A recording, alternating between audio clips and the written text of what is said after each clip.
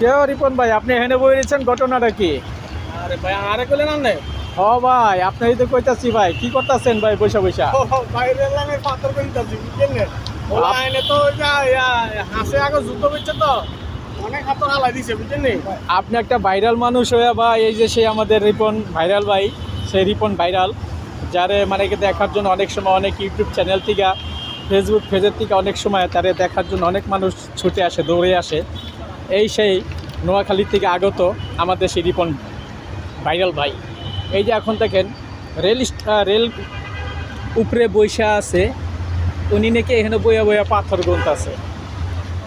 এই পাথর guinea guinea উনি আবার ভাইরালের দেশে চলে যাবে।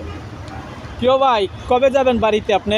আমার গনা শেষ আই যাবো বুঝছেন ও আচ্ছা, আপনি তাহলে যাবেন গা না? আর ভাই হলো হেনি আচ্ছা আচ্ছা আচ্ছা নোয়াখালী হেনি বুঝছেন আচ্ছা, ঠিক আছে ভাই।